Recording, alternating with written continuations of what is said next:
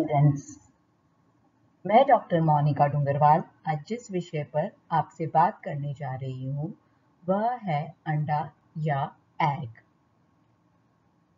प्राणिज भोज्य पदार्थों में अंडा जो होता है उसका स्थान महत्वपूर्ण होता है। इसमें उच्च कोटि का प्रोटीन उपस्थित होता है। प्रोटीन उच्च जैविक मूल्य वाला होता है। अंडा शारीरिक वृद्धि एवं विकास के लिए महत्वपूर्ण भूमिका निभाता है। साथ में पौष्टिक तत्वों से भरपूर होता है और सभी प्रकार के पोषक तत्व इसमें उपस्थित होते हैं। अंडे का जैविक मूल्य अधिक होने के कारण अन्य भोज्य पदार्थों में जो प्रोटीन होता है वह इसी से कंपेयर किया जाता है। एक अंडे का वजन 40 से 50 ग्राम तक होता है। अंडे के अगर हम भाग को देखें तो इसमें मुख्य रूप से 3 रचना होती है। एक होता है अंडे की जर्दी या पीला वाला भाग, अंडे की सफेदी या सफेद भाग, या अंडे का बाहरी आवरण जो कि कड़क होता है, जैसा कि इस पिक्चर में दिखाया गया है। भारत जैसे देश में मुख्य रूप से मुर्गी के अंडों का प्रयोग किया जाता है, परंतु कई बार कई लोगों के द्वारा अन्य पक्षियों के अंडों का भी प्रयोग होता है। अंडे की संरचना या स्ट्रक्चर ऑफ एग।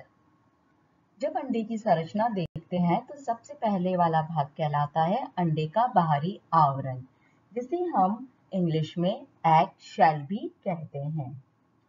यह जो एग शेल होती है या बाहरी आवरण होता है, यह काफी कड़ा होता है, अर्ध पारदर्शक होता है और सरंध्र होता है, यानी इसके ऊपर काफी छोटे छोटे से छेद पाए जाते हैं। यह अंडे के पूर्ण भाग का 11% भाग बनाता है। यह जो एग शेल होती है मुख्यतः कैल्शियम कार्बोनेट के द्वारा बनी हुई होती है। यह एग शेल अंडे के भीतरी जो भी चीज है या जो अंग है उनको सुरक्षा प्रदान करने का कार्य करती है, और इसी के अंदर जो है जीव भी विकसित होता है। इस एग शेल का जो रंग होता है वो सफेद होता है, हल्का गुलाबी होता है और भूरा होता है। ये इस बात पे डिपेंड करता है कि वो किसका अंडा है। अंडे के छिलके में जो अत्यंत छोटे छोटे सूक्ष्म छिद्र पाए जाते हैं, इन्हीं छिद्रों के कारण से जो बाहर की गैस होती है वह अंदर जा सकती है और अंदर की नमी व गैस जो होती है वह बाहर आ सकती है। यानी कि इन छिद्रों के द्वारा वातावरण से गैसों का आदान प्रदान होता है, जो कुछ रूप में अंडे को विकसित होने में मदद करता है। इन छिद्रों से कई बार जीवाणु भीतर चले जाते हैं और कुछ जीवाणुओं को इनके द्वारा रोक लिया जाता है। कई बार जब ये अंडा पुराना हो जाता है तो इसी आदान प्रदान के कारण वह खराब भी हो सकता है। अब हम बात करेंगे शैल झिल्लियों की। शैल झिल्लियां अंडे के बाहरी आवरण के जस्ट नीचे या ठीक नीचे दोहरी झिल्ली पाई जाती। दोहरी मतलब कि 2 झिल्लियां होती है। इसमें से एक झिल्ली थोड़ी सी मोटी होती है और दूसरी थोड़ी सी पतली होती है। यह झिल्लियां जो होती है यह प्रोटीन और पॉलीसेकेराइड यानी कि कार्बोहाइड्रेट की बनी हुई होती है। यह आपस में जुड़ी रहती है। यह झिल्ली आपस में जुड़ी हुई है सब जगह से, परंतु एक जगह पे आके यानी कि अंडे के एक कोने पर आकर ये झिल्ली आपस में अलग हो जाती है। वहां पर ये आपस में जुड़ी हुई नहीं रहती है। अब तीसरी जो अंडे की संरचना है वो है वायु सेल, या इसे इंग्लिश में हम एयर सेल भी कहते हैं। अभी हमने बात की थी कि जो शैल झिल्लियां होती है वो आपस में जुड़ी हुई होती है, परंतु एक पर्टिकुलर जगह पे आके वो आपस में अलग हो जाती है। तो जहां वो अलग होती है और थोड़ा सा गैप होता है वहां पर हवा उपस्थित होती है, और इसी जगह को हम एयर सेल कहते हैं या वायु सेल कहते हैं। और यही वायु सेल जो की जो जगह है वह यह बताती है कि अंडा कितना पुराना है और यह खाने योग्य है या नहीं है। नेक्स्ट हम आते हैं अंडे की सफेदी पर, जिसे एग वाइट भी कहा जाता है, क्योंकि इसमें मैक्सिमम प्रोटीन जो होता है वो एल्ब्यूमिन होता है, इसलिए कई बार इसे एल्ब्यूमिन भी बोला जाता है। यह भाग सफेद, गाढ़ा, चिपचिपा होता है, जो शेल झिल्लियों के ठीक नीचे पाया जाता है। यह भाग भी दो भागों में बटा होता है। जो जस्ट शेल झिल्ली के नीचे होता है वह थोड़ा सा गाढ़ा ज्यादा होता है, इस कारण से इसे गाढ़ा एल्ब्यूमिन कहते हैं। और इस गाढ़े एल्ब्यूमिन के अंदर जो दूसरा भाग होता है वो थोड़ा सा पतला एल्ब्यूमिन होता है, इसे इसलिए पतला एल्ब्यूमिन कहा जाता है। कहने का मतलब यह है शेल झिल्लियों के नीचे 2 लेयर्स ऑफ सफेदी के पाए जाते हैं, जिसमें से फर्स्ट वाली लेयर यानी जो बाहर की तरफ है, शेल झिल्ली की तरफ है, वो थोड़ी सी गाढ़ी है, और जो अंदर की तरफ है वो थोड़ी सी पतली है। इसमें प्रोटीन एवं कैल्शियम उपस्थित होते हैं। ताजा अंडे का एल्ब्यूमिन सफेद होता है, पारदर्शक होता है एवं चमकीला होता है। यह जो सफेदी है यह संपूर्ण अंडे का करीब 58% भाग बनाने का कार्य करती है। अब हम नेक्स्ट आते हैं अंडे की जर्दी पर, यानी कि येलो पार्ट, या जिसे इंग्लिश में एग योक कहते हैं। क्योंकि इसका कलर येलो होता है या पीला होता है, इसलिए इसे अंडे का पीला भाग भी कहा जाता है। और यह भाग जस्ट व्हाइट पोर्शन के नीचे पाया जाता है, यानी कि अंडे की सफेदी के नीचे रहता है। इस भाग में सभी तरह के पौष्टिक तत्व विद्यमान रहते हैं। यह व्हाइट पोर्शन के कंपैरिजन में और अधिक गाढ़ा होता है और संपूर्ण अंडे का करीब 32% भाग बनाने का कार्य करता है। और इसी भाग के मध्य में जर्म होता है, जो कि अनुकूल परिस्थिति में विकसित होकर चूजा बनाने का कार्य करता है। नेक्स्ट और लास्ट है चैलेजा। चैलेजा जो होता है यह अंडे की जर्दी के अंतिम दोनों सिरों पर एक रस्सी की तरह की बनावट होती है, यानी कि यह अंडे के पीले भाग के ऊपर तथा सफेद भाग के ठीक नीचे एक महीन परत के रूप में उपस्थित होता है, और यह अंडे के पीले भाग को सुरक्षित रखता है और सफेद भाग में मिलने नहीं देता है। इस प्रकार इस परत के माध्यम से अंडे का सफेद और पीला भाग अलग अलग रहता है, और यह पीले भाग को एग शेल से जोड़ने का कार्य करता है। यहाँ पर अंडे का स्ट्रक्चर दिया हुआ है, एग का स्ट्रक्चर दिया हुआ है, जिसमें सबसे बाहर आउटर मेम्ब्रेन और इनर मेम्ब्रेन लिखा हुआ है, यानी कि यह वो दो झिल्लियां हैं, शेल झिल्लियां, जिनको बताया गया है। बाहर की तरफ शेल वर्ड लिखा है, जो कि इसके बाहर का कड़क पोर्शन, जिसे कि हमने अंडे का बाहरी आवरण कहा था। अंदर की तरफ एल्ब्यूमिन बताया गया है, जो कि सफेद भाग है, और उसके अंदर की तरफ गोल फॉर्म में येलो कलर का एग योक बताया गया है, जिसके चारों तरफ की वाइटलिन मेम्ब्रेन पाई जाती है, और रस्सी के समान दोनों तरफ चैलेजा को समझाया गया है, और साथ में एयर सेल, दो जो मेम्ब्रेन्स है उनके बीच का जो गैप है, एक पर्टिकुलर जगह पे जाके वहां पर वायु सेल को बताया गया है, जिसके ऊपर की अंडे की गुणवत्ता या यूं कहते फ्रेशनेस निर्भर करती है। यह स्ट्रक्चर आप सभी को सीखना है। अब हम आगे आते हैं और अंडे की पोषण मूल्य की बात करते हैं। न्यूट्रिटिव वैल्यू ऑफ एग, कि अंडे में कितना प्रोटीन है, कितना वसा है, कितना कार्बोहाइड्रेट है, कितना फायदेमंद है या नहीं है। तो फर्स्ट हम प्रोटीन की बात करेंगे। संपूर्ण अंडे में करीब 12 से 14% तक प्रोटीन पाया जाता है। यह प्रोटीन भी दो भाग में प्रेजेंट है। आपको पता है एक सफेद भाग है और एक पीला भाग है।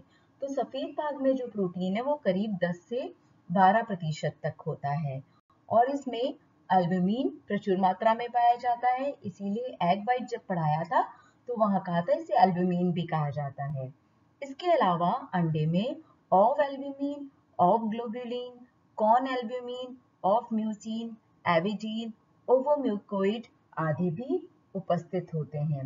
अंडे के जो सफेद भाग में ये एविडीन पाया जाता है, यह एक बी समूह का विटामिन होता है बायोटीन, उसके साथ जुड़कर इसको अक्रियाशील बना देता है।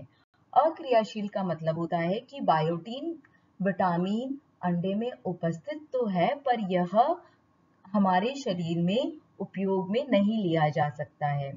परंतु जब अंडे को आप कुक्ड कर देते हैं या पका लेते हैं, उस स्थिति में यह एविडीन जो होता है डीनेचर्ड हो जाता है ना।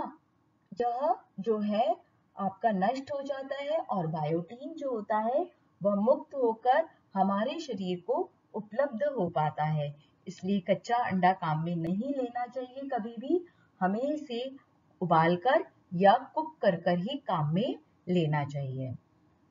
अब हम बात करते हैं अंडे के पीले भाग की प्रोटीन की, जो कि जनरली जो है संयुक्त रूप से पाया जाता है, और यह है लाइपोप्रोटीन यानी lipid plus protein, phosvitin, lipovitellin and livetin protein. अंडे का जो पीला भाग होता है, इसमें संपूर्ण अंडे का करीब 15 से 16% तक प्रोटीन उपस्थित होता है। प्रोटीन के बाद हम आते हैं वसा पर कि अंडे में कितनी वसा उपस्थित होती है। अंडे में करीब 10 से 12% तक वसा पाई जाती है, और एग योक में या पीले भाग में वसा की मात्रा अधिक होती है। सफेद भाग में वसा अल्पतम मात्रा में या कम मात्रा में पाई जाती है। अंडे की जो वसा होती है वह सुपाच्य मतलब आसानी से पच जाती है। उसका रीजन ये होता है कि यह पाइसीकृत रूप में या पाइसीकरण के रूप में पाई जाती है, इमल्सिफाइड फॉर्म में पाई जाती है, यानी कि छोटे छोटे कणों के रूप में पाई जाती है, और इसी के कारण हमारा शरीर इसे आराम से अवशोषित कर लेता है। यह जो वसा होती है यह कोलेस्ट्रॉल के रूप में, फॉस्फोलिपिड के रूप में और ट्राइग्लिसराइड के रूप में उपस्थित होती है। अब हम बात करेंगे कार्बोहाइड्रेट की। अंडे में जो कार्बोहाइड्रेट होता है वह स्वतंत्र रूप से नहीं पाया जाता है, और बहुत ही न्यून मात्रा में यह उपस्थित होता है। जनरली यह वसा और प्रोटीन के साथ संयुक्त रूप में उपस्थित होता है। फोर्थ है खनिज लवण या मिनरल्स। अंडे में कैल्शियम, पोटेशियम, सोडियम, मैग्नीशियम प्रचुर मात्रा में पाए जाते हैं। साथ में लोहा, फास्फोरस, गंधक आदि भी पर्याप्त मात्रा में उपस्थित होते हैं। विटामिन, अंडे में विटामिन ए जो है वह बहुत अच्छी मात्रा में पाया जाता है। इसके साथ ही इसके अंदर कोलेस्ट्रॉल जो उपस्थित होता है, यह सूर्य की रोशनी में इस कोलेस्ट्रॉल को विटामिन डी में बदल देता है, यानी यह विटामिन डी का भी अच्छा स्रोत होता है। इसके अंदर विटामिन बी1 यानी कि थायमीन और बी2 यानी कि राइबोफ्लेविन भी उपस्थित होते हैं। नेक्स्ट है जल। अंडे के अंदर जो जल होता है वह करीब 65 से लेके 74% तक होता है। अब हम बात करेंगे अंडे की गुणवत्ता की। जब हम अंडे की गुणवत्ता को देखते हैं तो इस गुणवत्ता का मतलब ये हुआ कि कौन सा अंडा जो है ये खाने योग्य है और कौन सा नहीं है। साथ में यह गुणवत्ता जो है वह किस लेवल की है, क्योंकि अंडे को कैटेगराइज किया जाता है अलग अलग गुणवत्ता के आधार पर। तो यह दो तरीके से देखी जाती है, एक होता है अंडे का बाहरी आवरण, दूसरा होता है वायु सेल। इसमें जो बारीक बारीक छिद्र होते हैं जो जिससे कि गैसों का आदान प्रदान होता है, यह अंडे को सड़ाने व खराब करने में भूमिका निभाते हैं, और इसी कारण इस शेल को चेक करना बहुत जरूरी होता है। दूसरा होता है वायु सेल, जो कि एयर सेल भी कहलाती है। अगर इसकी साइज बड़ी है, दैट मीन्स कि अंडा जो है वह काफी पुराना है। नेक्स्ट पॉइंट आते हैं हम खरीदते एवं संग्रह करते समय बरती जाने वाली सावधानियां। जो लोग अंडा खरीद रहे हैं उन्हें ध्यान में रखना चाहिए कि जो इसका बाहरी आवरण है इस पे बहुत अधिक बारीक छिद्र नहीं होने चाहिए। इसकी जो वायु सेल है, अगर आप इसको लाइट में ले जाके देखें या टॉर्च की रोशनी में देखें तो इसकी साइज जो है वो छोटी होनी चाहिए। साथ में जो छिलका है वो अजीब सा चिपका हुआ सा फील नहीं होना चाहिए। संग्रह करते समय हमें यह ध्यान रखना चाहिए कि हमें अगर बहुत लंबे समय तक नहीं इसको संग्रह करना है तो इसके स्किन पे ऑयल लगा दें, जिससे कि वायु का जो ट्रांसपोर्टेशन हो रहा है, आवागमन हो रहा है, वो बंद हो जाए और अंडा सड़ने से बच जाए। साथ में इसको ठीक प्रकार से धोकर पोंछकर ठंडे स्थान पर रखना चाहिए।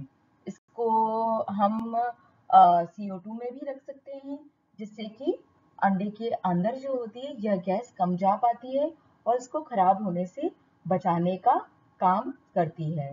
बाजार में अंडों को थर्मोस्टेबिलाईजेशन क्रिया द्वारा भी परिरक्षित किया जाता है।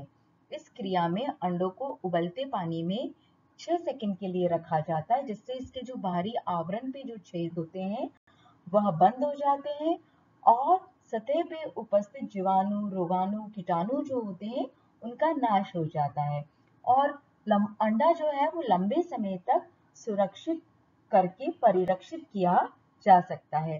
पर ये जो मेथड है ये बाजार में ही उपलब्ध होता है और इसका नाम है थर्मो स्टेबलाइजेशन। हम घर में ऑयल लगाकर ठंडे टेम्परेचर पे इसको रखकर खनिज तेल लगाकर ही परिरक्षित कर सकते हैं। इसके अलावा बाजार में एक और चीज होती है हिमीकरण या फ्रीजिंग। दीर्घ अवधि तक जब अंडे को परिरक्षित करके रखना होता है तो हिमीकरण किया जाता है, परंतु अंडे का पूर्ण रूप में हिमीकरण संभव नहीं होता है, क्योंकि हिमीकरण के दौरान अंदर के जो तत्व होते हैं वो फैल जाते हैं। इसलिए इसको हिमीकृत करने के लिए इसका सफेद और येलो पार्ट को अलग किया जाता है और उसके बाद इसका हिमीकरण किया जाता है। इसके अलावा इसका निर्जलीकरण भी किया जाता है। जिस तरह से हम मिल्क से मिल्क पाउडर बनाते हैं, इसी तरह से इससे एग पाउडर बनाया जाता है और इसको एग पाउडर में कन्वर्ट करके और विभिन्न चीजों में उपयोग में लिया जाता है।